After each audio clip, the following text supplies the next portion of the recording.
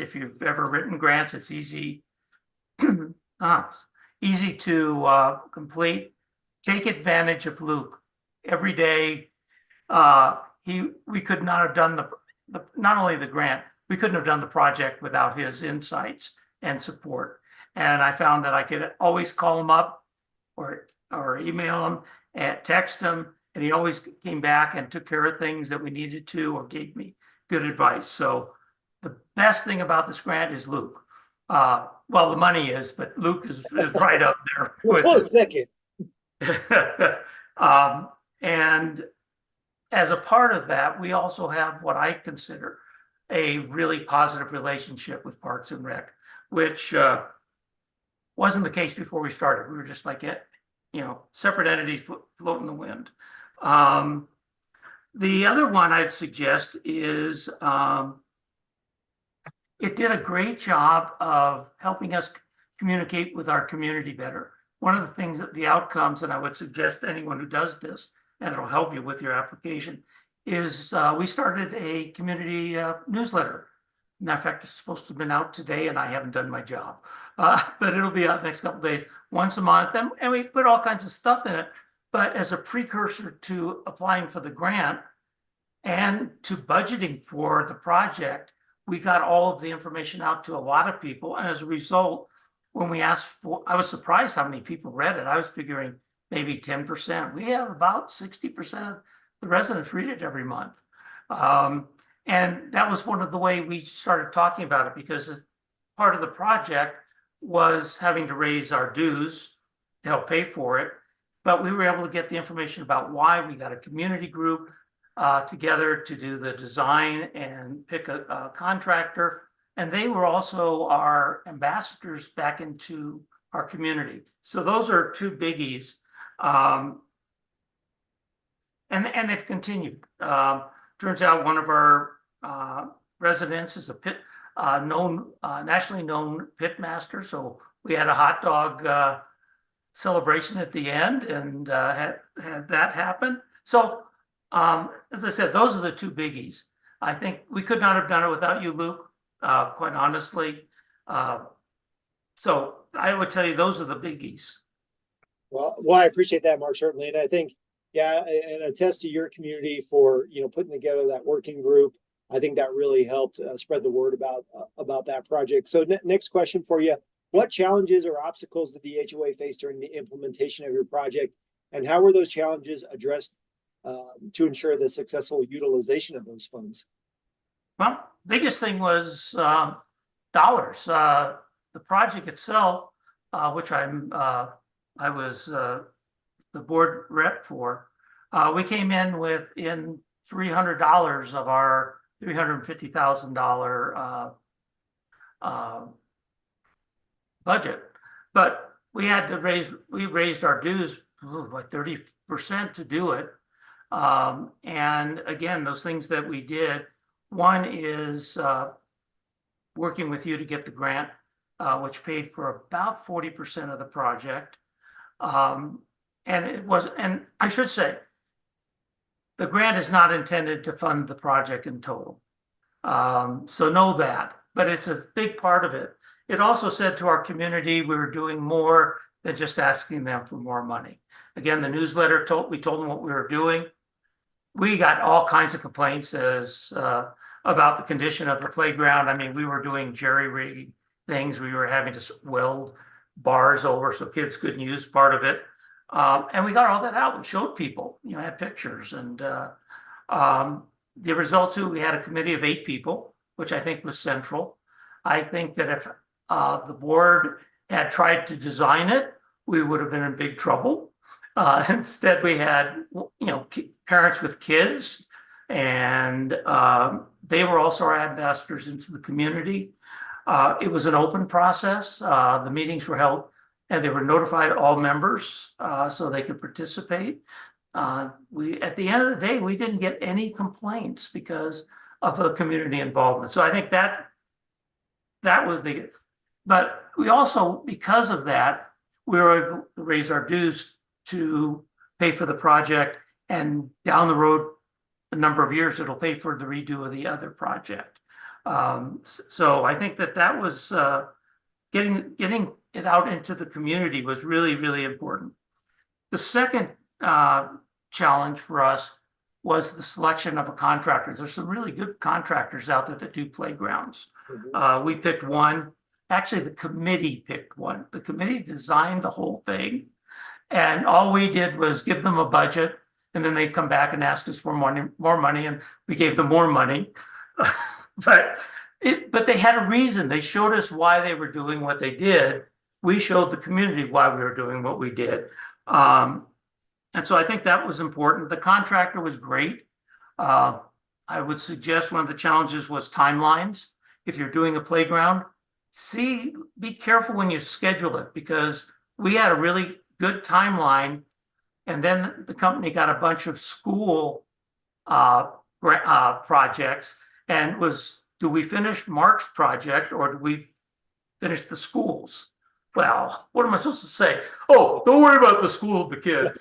So the project actually, we got it done because we had a good long timeline, which is another thing. Give yourself some timeline. Because the contract really, really worked well with us, we got it done by the 1st of September. But it taught us a lesson about doing things in the summer with people who work with schools. And the last is really important to have a project manager. And in my case, I did that as a member of the board. Doesn't have to be a member of the board, but I was able to spend, aside from, I could be on site almost every day for a few minutes. I built a really good relationship with the subs as well as the contractors. And so when things came up, we just talked about them. Our management company wouldn't have been able to do that. So having someone who's a day-to-day contact really, really helped it, because as a result, aside from the timeline, we had no glitches. Well, we had one, which regarded irrigation, but we took care of that. It turned out to be simpler than we thought. But we were there. We took care of it in 2 days because it came up, we were talking, we moved on. So I think that's important.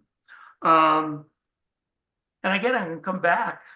Take advantage of Luke as a resource, because things will come up that you need to talk to the city about. There are legal documents, and I have to say that Luke did a wonderful job of mediating between the lawyers and me and our board. So we never had to talk to the attorneys at all. And what we came out with, what Luke was able to do really well, was come up with wording to those things that made sense to both sides. I don't think we ever went back a second time.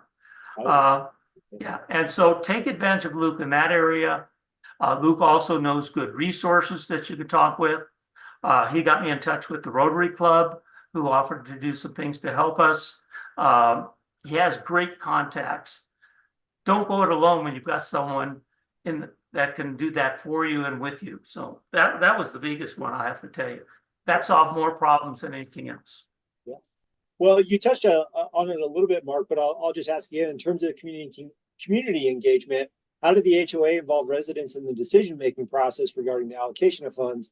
And then what feedback or suggestions were received from the community? And like I said, you kind of touched on that a little bit, but maybe dive a little bit more into, I thought you guys did a great job in involving parents and their young kids. So maybe you can expand on that a little bit. Yeah, one of the things we did, and again, I credit the newsletter for it, is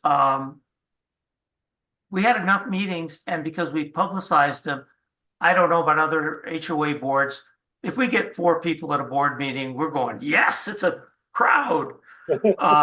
And we were getting, and still, which is interesting, still are getting 15, 20, 30 people at our board meetings. They brought their kids to make their point. You know, what do you do when a kid says, I got hurt on the foot? You know, great lobby. But we had the input there. And we did a good job of being very transparent about it. So we didn't do anything. So the newsletter was critical. And as I said, the other one was as a result of going out with the newsletter, we had a committee of 8 people who were involved for 4 months, which is really hard. I mean, everyone's busy. And they were wonderful people. I mean, they did all the work. I honest to goodness. My job in that whole process was we'd meet and they'd talk with me. And the first time I talked to, once we picked a vendor, I gave that information to the vendor. Then the vendor came and worked with them. It made it really, really easy to, one, sell the project and for us to, as a board, to make decisions. It also gave us the horsepower for getting the funding we needed to do it. Sure, sure. And it's just important, I will say again, they made every decision. They didn't have the legal right, board had to take action. But the final plan and the final recommendation for contractors came from them, not from anything I did. Yeah. Yeah, I think that having that community buy-in is really important. And I'll touch on that once we get into some of the actual requirements. But we'll kind of wrap it up here, Mark. Any other lessons learned or best practices that you'd like to share with other neighborhoods seeking similar opportunities? Let's see what I got here. One is, and I'm going to go to playgrounds in particular. Playground companies all have significant discount prices in October. So if you could move, you may get into some weather things, but if you could move your timeline out that way, you can save a bundle of money. Now, say that we didn't do that. I learned that along the way. And to have a timeline that is reasonable, have a lead person, and do a good job of due diligence with your contractors. There we go.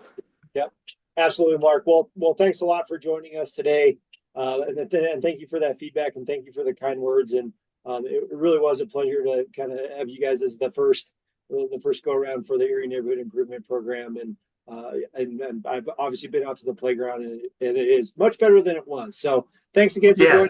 Like I said, you can. And I've left, as I mentioned, I left my contact information. Yes. If anyone would like to talk more about it, I'm more than happy to chat. Awesome. Well, thanks. Take care. Good to see you. Bye-bye. All righty, folks. So let's get into really what the Erie Neighborhood Improvement Program is all about. Let's just go right to the website. Luke, hey, this all sounds great. Well, where do I go to find information? Well, erieco.gov, best information source for really all things town related. So if I always tell folks, if you're looking for any information on the town, whether that's about town council or projects or businesses, erieco.gov, great resource. So right here, I'm just at erieco.gov, and I'm just going to type in ENIP, Erie Neighborhood Improvement Program. Look at that, it pops right up. And we lead you right into this page right here, and really kind of describes the program. So what is the neighborhood program? What are the eligible projects? Who can apply? What is the process? A lot of this information is already in the application, which is up on the website as well. But if you're just looking for a quick snapshot of what the actual program is, here's a great resource. And as you scroll to the bottom here, there's the get started, and then there's the questions a page or resource rather. So obviously we have the 2024 application downloads as a Word document. There's a sample budget, and then there's a sample resolution, which we'll get to here in just a minute. But before I kind of get into more of the presentation, I just want to stop and say, now, do we have any kind of questions or anything out there that we can maybe address? No questions yet, except for Mark's info, which I'm trying to paste in the chat again. Looks like some people are having a hard time seeing it, so I'm trying to copy and paste it here. Okay. But nothing else yet. Okay, fantastic. Thanks, Natalie. Yeah. So let's get into a little bit about this, what the actual program is, as I try to navigate through this. Uh-oh. All right, Natalie, are you seeing the actual presentation? Yes, I am. Okay, fantastic. So we're going to talk a little bit about the Neighborhood Improvement Program. Again, if you've got questions, there's that contact us email address on the website. It's Erie Neighborhoods at erieco.gov. Type that in, send us a question. We'd be happy to answer it. So what Erie Neighborhood Improvement Program is and what isn't. So it was created in 2022, goodness. In 2022 to help HOAs and metro districts fund projects within their community. So thinking about those playgrounds, those maybe non-functional turf areas that maybe need a little bit of love. What we were seeing a lot in town is a lot of this aging infrastructure, but HOAs just simply didn't have enough capital dollars to make those improvements. So town council, then the board of trustees made a decision to start up this program and to enable HOAs and metro districts to apply for funding to make those improvements. So Erie is the ENIP is funded by the Erie Town Council, subject to annual appropriation. Really important point there. We are funded by the general fund. That's where these funds come from, and those are appropriated every year by the town council. And we do have appropriated funds for this year. Really, what ENIP is about, it's about partnering with entities to make those investments in the pocket parks and the trails and other projects. Maybe your community is seeing some changing demographics, and your playground no longer serves your community. So you want to maybe update it or change it a little bit. Maybe you want to add some sort of xeriscape landscaping, or maybe a community garden, something like that. You know, the ENIP program is pretty universal in terms of making improvements to your individual community's public spaces. The program encourages HOA district leadership to prioritize projects based on community engagement. I think Mark did a really good job, and the Vista Point HOA did a really good job in doing that. That's why they were so successful in their program. So really, we want to see projects come in that really have that community buy-in. ENIP is not funded to fund ongoing operations or reserve funds. Really, we're just looking to make that immediate impact with those aging infrastructure projects. So who is eligible? HOAs and approved special districts. I'm obviously not going to go into any of the Colorado revised statutes or the Erie Municipal Code, but I have some information up there. Basically, if you're organized Title 32 district in compliance with the Erie Municipal Code, you're eligible. So really, what we're seeing is HOAs and those metro districts and special districts with approved service plans and in good standing with the town. A key point of this is your HOA board or your metro district board must be comprised of 100% residents. So we're looking for those communities who have 100% of those residents comprised, their board comprised of 100% of residents. So types of projects, playgrounds, play amenity replacements. Mark's, Vista Point HOA replaced almost an entire playground. So think about the post and deck structures, the swing, slides, spinners, climber, balancers, everything that kids love to do and play on. That's really what we're after here. This picture is our community volunteer day building the playground at Country Fields, and we'll talk a little bit about that and your community involvement. Play surface improvements and replacements. Maybe your project has engineered wood fiber and your community wants port in place, or maybe you have such an old playground that you still have pea gravel in your playground. I hope you don't, but if that's the case, then that would be eligible for replacement. And then things like side amenities and parks fixtures, so your tables, your trash cans, your bike racks, those sort of things are eligible to be improved or purchased with ENIP dollars. And then finally, landscaping improvements, so irrigation upgrades, xeriscape improvements. Thinking about those areas of non-functional turf that you want to transform into something else. Those are definitely eligible type projects. So really, again, the process, we've tried to make it as simple as possible. We know you all are volunteers. You have full-time jobs. You have families. You've got soccer. You've got football. You've got volleyball stuff to go to. You've got all kinds of other meetings. We wanted to make this process as simple as possible. And I think Mark touched on it a little bit. I'm here as a resource for this program. If you've got questions as you go through the application process, and then as you get into the award phase, the post-award phase, I'm also here as a resource to help you along to complete your project, because we both have the same goals, right? We want to help our community have the best parks and trails and open spaces that we can. So the process really, so the applications are live right now on the website, which I'll briefly scroll through. We'll go back to the website here in just a few minutes. But the applicant submits and staff reviews the full application with those required documents, the budget and the resolution from your board. Again, we'll get into that here in just a second. So we'll review that. After we review that, projects are presented to the, oh no, I left Board of Trustees in there. Town Council will present those to Town Council along with funding recommendations. And then the Town Council will approve those projects along with any other agreements that need to be executed at the same time. And then we'll go back to the applicant and we'll have a review meeting saying, here's our timeline, here's the requirements that of you as the applicant, and then you complete the project. So we work together on finding you the right contractor, working with your community on that final design, and then I'll work with you on all the required closeout documentation. And then this is a really important bullet point because we don't refer to this as a grant program because it's really not a grant program, it's a reimbursement program. So the applicant submits for documentation for reimbursement and then the town reimburses to the applicant. So that's really important. You do have to have some funds up front. And then once you complete the project, then the town reimburses you for those funds that you expended on the project. So some of the application and supporting documents, we have the project summary form, and then we have the responses to the proposal narrative. There's a 6-page maximum. Again, making this as easy as possible, but getting the information that truly makes up a good application. Your project budget, so hopefully you have a little bit of idea of what this project is going to cost and where the money is coming from. A resolution from your governing body, that's usually your HOA board. We want to make sure that it's not, and I say this a little bit tongue in cheek, but we don't want to have rogue community groups out there who are spending the HOA's money without approval of their HOA board. So we want to make sure we have that resolution in place with the application. Support letters, maps, diagram, photos, those are all kind of supplemental things that we can provide in an application, or you can provide in an application.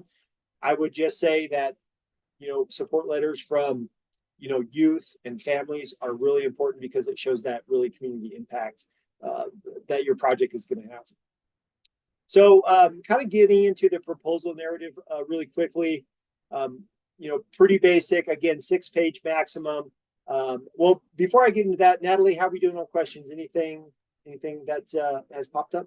Nothing's popped up. But you guys, please let me know if you can't see Mark's contact info. I'm not sure why you weren't seeing it before, so I want to make sure you see it now. Let me know if you can't. Thanks. Great, thanks, Natalie.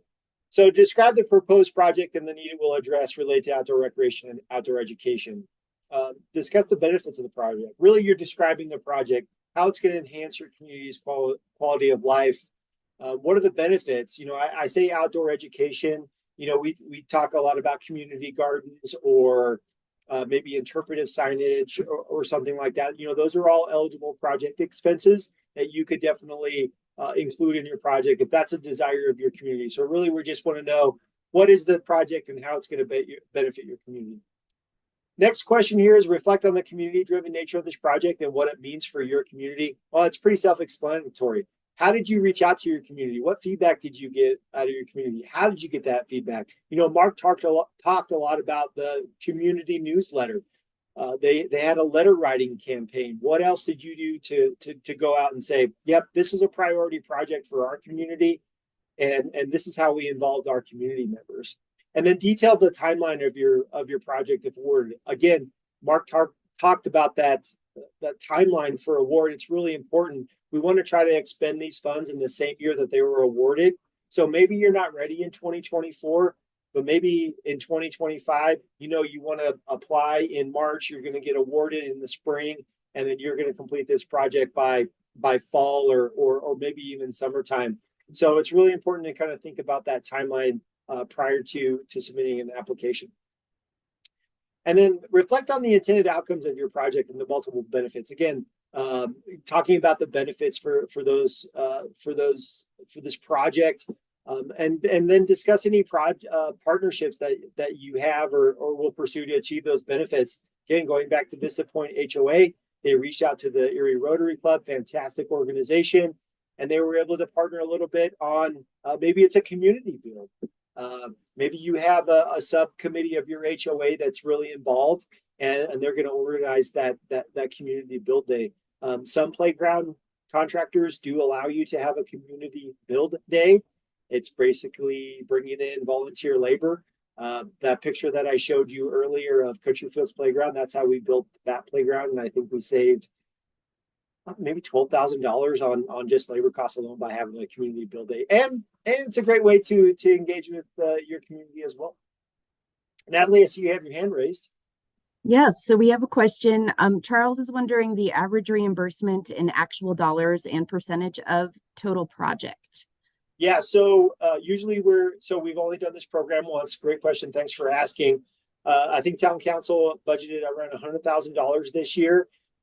That's the amount that we reimbursed the Vista Point HOA.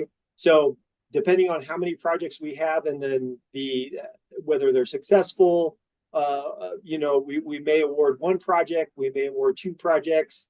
It really depends on what we're kind of talking about here, on how many projects we'll actually award. And then in terms of cost share, we're looking, about a 40-60 split. We don't have a match requirement, but usually just, from our very limited sample size that we have, the town funds about 40% of these projects with those funds. And then a follow-up as well, creative projects that were beyond the typical, i.e. playgrounds, trails, and landscaping. In terms of, are those eligible? Is that the question? I think so. I think it was after the question about the percentage of the total project. So yeah, I'm not sure, Charles, if you want to expand on that a little bit. And I also want to mention it is not letting me post in the chat other than to the other hosts and participants, and I can't seem to change that. So that's why we're not seeing Charles' contact info. Do we have people's email addresses that we could send it to after this? Yeah, we'll post this on the website, and then we'll obviously it's obviously gonna be on the YouTube, but we can figure that part out. And then I just changed the chat function to maybe it's everyone, so maybe that'll help too. So folks, bear with us. We're still kind of navigating the YouTube live, the webinar stuff, and you think after what happened with us the past 3 years, we have this figured out. But we're still working through it, especially me. So yeah, Charles. Okay. Yeah, he says, have you seen creative projects beyond the typical? We haven't yet, just because this is our only second year running the program. But beyond playgrounds and benches and bike racks and things like that, things like community gardens or xeriscape improvements, I think we would love to have a conversation about maybe what you're thinking about that. So maybe if you could shoot me an email and we can have a conversation about maybe what type of project that you're considering. Something that Mark touched on a little bit was discussing your ongoing commitment to maintenance, right? We want to make sure that the town is funding projects that are being taken care of. So detail your community's process for ensuring adequate funding. Maybe you have to do a reserve study, or you have a capital improvement project budget, document inspection, repairs, replacement costs, things like that. We want to make sure that what we're funding is going to be well maintained in the future. So our budget is broken down into 3 sections, which is a source of funds. Where's the money coming from? And that can be cash or in kind. Maybe you have a local playground company in your neighborhood, which would actually be really cool. And if that's the case, please let me know. Use of funds, how we're going to spend the money. And then other leverage resources. Maybe it's not cash, it's not in kind, but it adds value to the project. Maybe it was a land donation, or maybe it was something, like an Eagle Scout project that added value to the project. And it doesn't really involve the cash or in kind funds, but it really adds value to the project. Eligible costs, as I talked about a little bit. So planning, coordination, implementation, and communications. Any contracted service providers, and any survey, design, or mapping. So if you've got a playground project and there needs to be a survey done on it, those are eligible funds for, again, reimbursement. Or maybe there's some a really cool flyer that you want to put out. We'll help you reimburse those funds as well. Resolution touched on a little bit. A resolution from your board is required. it just supports the submission of the project application and a grant signature authority to the designated official within your organization to sign the town's agreement. So there's kind of two parts of this agreement. Hey, we're gonna do this project, and then we're gonna get reimbursed the funds. So that's kind of first part of this agreement. And this will come after if the organization is awarded, and then land ownership. As some of you probably know, there's a lot of town-owned HOA tracts of land within Erie, and it can, just be honest, it can create a little bit of confusion on who maintains what, and so we kind of created this program to help with that. If your HOA and your project is within that realm of town-owned tract in an HOA maintained playground, we will work out in that agreement that upon execution of the agreement and finishing of the project, that the town will deed that land back over to the appropriate entity, so we can start working on just having a clear picture of what is actually HOA maintained and HOA owned. So, and we can talk about that more, specific to individual projects. And then some of these supplemental things, photos, maps. Again, these letters of support should come from users, so your kiddos, your families, etc. I've seen some awesome playground design letters from kids that I really love. Photos, it's that old saying, pictures are worth 1,000 words. Sometimes you don't need a whole lot of narrative. You just need me to show you that this playground is falling apart. Maps, diagrams, planning documents, conversations that you've had with a playground contractor, or maybe some designs that you've received from your playground contractor if you've got one. And these should really supplement your application narrative, in addition to some of the budget questions. So Natalie, what do we have? Yes, a couple more questions. So would reseeding of stressed or dying native areas meet the criteria for a grant? Yep, absolutely. Yep, we value our native open spaces. They have an incredible value to a number of items, not only habitat, but resource protection, flooding, fires, things like that. So yes, those definitely be an eligible expense for this program. Okay, great. And then another question we got is hydro seeding or drill seeding? I think it kind of depends on the application of that space.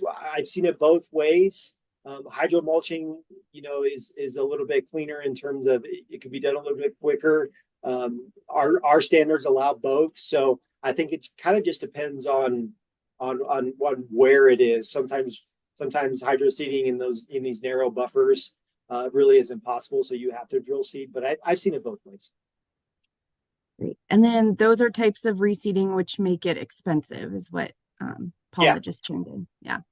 I think if we were reseeding, we'd want to see one of those two applications. I prefer hydro seeding just because you do have a little bit better coverage.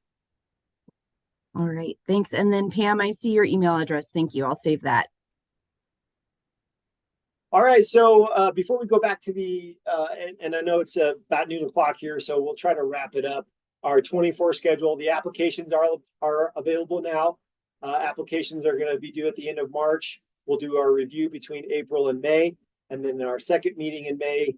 Again, I missed our Board of Trustees, Town Council presentation and award, which includes that agreement that we'll execute at that time as well.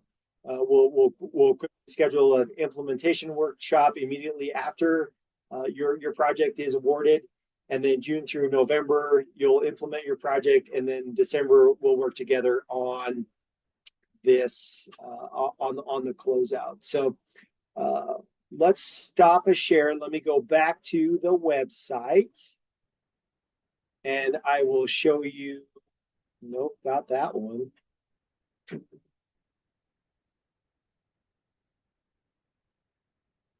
There it is.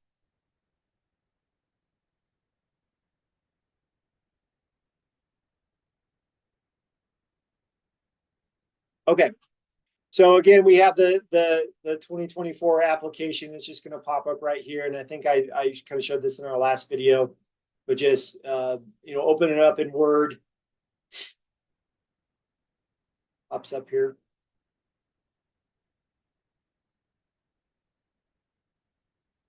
And then kind of goes through some basic information about the program. And then this is something that I wanted to point out to everybody once again. These are the required, the items in bold are the required submission documents. And then we have some of those supplemental items, our schedules on here. And then this is where the actual application starts. So you have this project summary form, and then here's all of our questions that we went over. Sample budget's also here on the website as well. So download a copy of that. That opens up in Microsoft Excel.